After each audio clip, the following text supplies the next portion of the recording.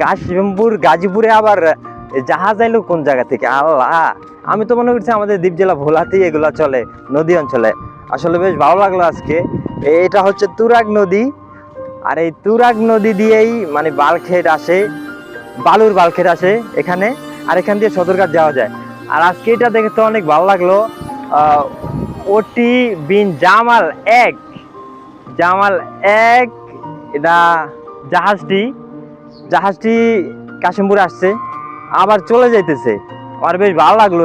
আমি তো এখন ঢাকাতেই আছি, কিন্তু আমি তো মনে করছিলাম ওই দ্বীপ জেলা ভোলা বা প্রত্যন্ত নদী অঞ্চলে যারা আছে ওরাই জাহাজ দেখে, আরো লঞ্চে দেখে। আসলে এখানে এসে এই যে এটা তো আমরা খাল মনে করি, কিন্তু এখানের মানুষ এটাকে নদী মনে করে। আর এই জাহাজ যাইতে আছে ওটি বিন জামাল এক।